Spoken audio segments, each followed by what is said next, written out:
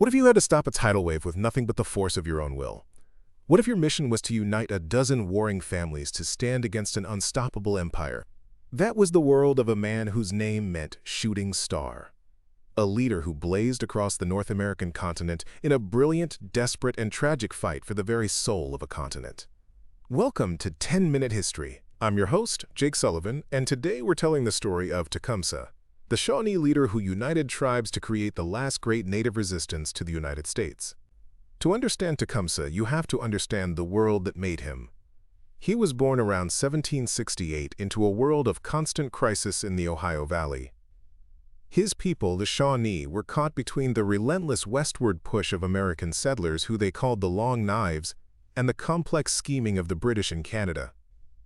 After the American Revolution ended in 1783, the United States claimed all the land east of the Mississippi River, completely ignoring the people who already lived there.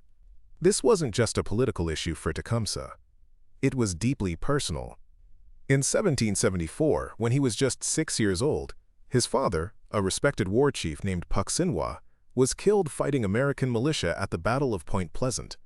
Tecumseh's first memory was of his father dying to defend their land against the Long Knives. He grew up as a warrior during a period of intense conflict known as the Northwest Indian War. He saw firsthand the power of united tribes when a confederacy led by chiefs like Blue Jacket and Little Turtle handed the U.S. Army its worst defeat ever in 1791. But he also witnessed the sting of betrayal. At the Battle of Fallen Timbers in 1794, after being defeated by a new American army, Tecumseh and his fellow warriors fell back to the nearby British Fort Miami, expecting sanctuary. Instead, the British, who had encouraged the war, locked the gates, leaving them to their fate. A defiant 27-year-old Tecumseh refused to accept the humiliating peace treaty that followed, a treaty that signed away most of modern-day Ohio. He saw it not as peace, but as a temporary pause in a much longer war. The real spark for Tecumseh's movement, however, came from the most unlikely source imaginable, his younger brother Lalawethica.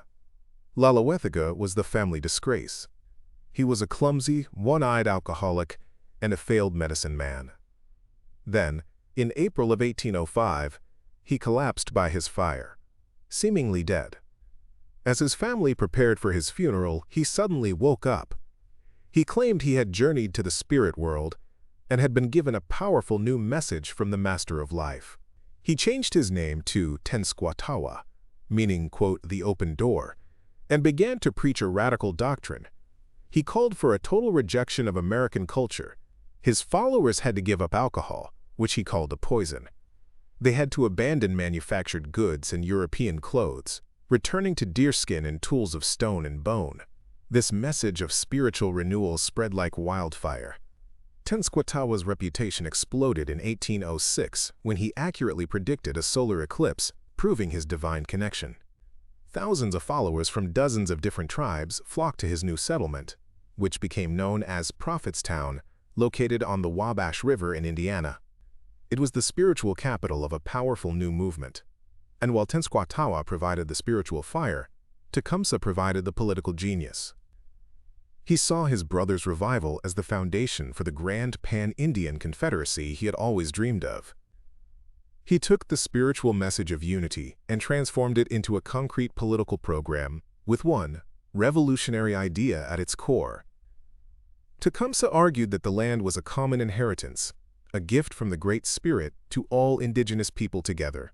Therefore, no single tribe or chief had the right to sell it. Any land sale, he declared, was only valid if every single tribe agreed to it. This brilliant idea directly challenged the entire basis of American expansion, which relied on picking off individual tribes and using compliant chiefs to sign treaties. As Tecumseh famously said, "Sell a country. Why not sell the air, the great sea, as well as the earth? Did not the Great Spirit make them all for the use of his children?" This put him on a collision course with his great adversary, William Henry Harrison, the ambitious governor of the Indiana Territory. Harrison's entire job was to get native land for white settlement, and he was ruthlessly good at it. The breaking point came in 1809 with the Treaty of Fort Wayne.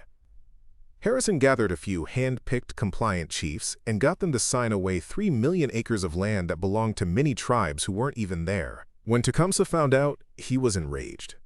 This led to a legendary confrontation in August of 1810 at the territorial capital of Vincennes.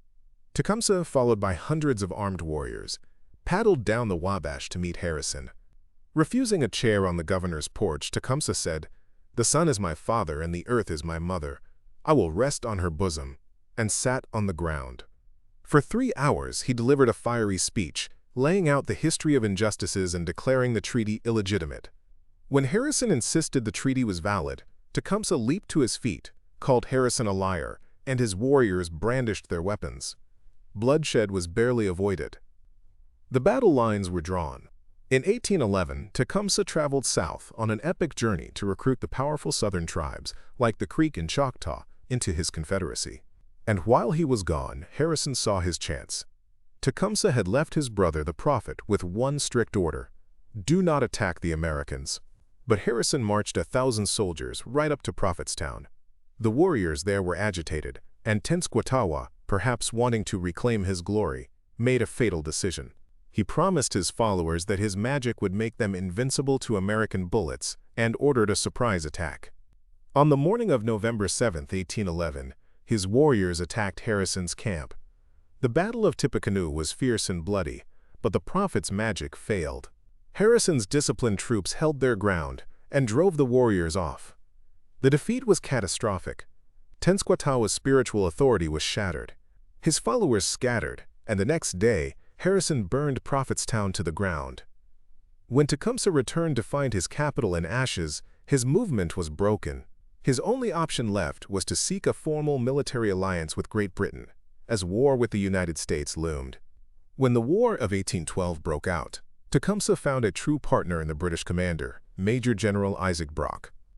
Unlike other officials, Brock treated Tecumseh as an equal, a fellow general, and the two formed a powerful partnership. In August of 1812, they achieved one of the most stunning victories of the war, the Siege of Detroit. The American General William Hull had invaded Canada with over 2,000 men. Brock and Tecumseh, though badly outnumbered, used brilliant psychological warfare. Tecumseh marched his warriors in a continuous loop out of a forest and back in, making his force of a few hundred look like thousands. Convinced he was facing an overwhelming force and terrified of what Tecumseh's warriors might do, General Hull surrendered the entire fort and his army without a single shot being fired. It was a monumental victory, and Tecumseh was the hero of the hour. But the triumph was short-lived. Just a few months later, Isaac Brock was killed in battle. His replacement, Colonel Henry Proctor, was timid, indecisive, and had no respect for his native allies. Tecumseh grew to despise him, once telling him, "If you have an idea of going away, give us the arms and ammunition. We are determined to defend our lands, and if it is his will, we wish to leave our bones upon them." The end came in 1813. After a crucial American naval victory on Lake Erie cut the British supply lines, Proctor ordered a full retreat from Detroit. Tecumseh and his 500 remaining warriors were forced to go with them, feeling utterly betrayed. On October 5, 1813, William Henry Harrison's army of over 3,500 men caught up to them at the Thames River in Ontario.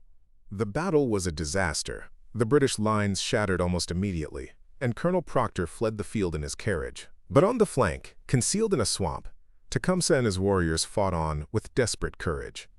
In the chaos of that hand-to-hand fight, the great Shawnee leader was killed. The exact circumstances are a mystery, but as the cry, "Tecumseh is dead," spread through the swamp, the heart of the resistance was torn out, and the battle was lost. With his death, the dream of a united, independent native nation east of the Mississippi died with him. Tecumseh's legacy is immense and complex. His defeat solidified American control of the Old Northwest and cleared the way for the devastating Indian removal policies in the South, like the Trail of Tears.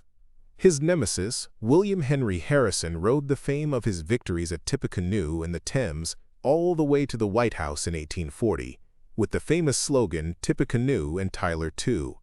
And in a great historical irony, Tecumseh, who fought to defend his home in Ohio, is now celebrated as a national hero in Canada for his role in defending them from American invasion. In the end, Tecumseh failed. His Confederacy was shattered. But his was a magnificent failure. He was a visionary who imagined a different future for North America, one where indigenous peoples stood together to determine their own destiny. His fight for collective land rights and sovereignty continues to inspire indigenous activists to this day, from the American Indian movement to the protests at Standing Rock. The shooting star may have been extinguished, but the light from his journey continues to shine. So what are your thoughts on this? Let us know down in the comments. If you found this interesting or learned something new, please give this video a like, and don't forget to subscribe to 10-Minute History for more deep dives. Thanks for listening.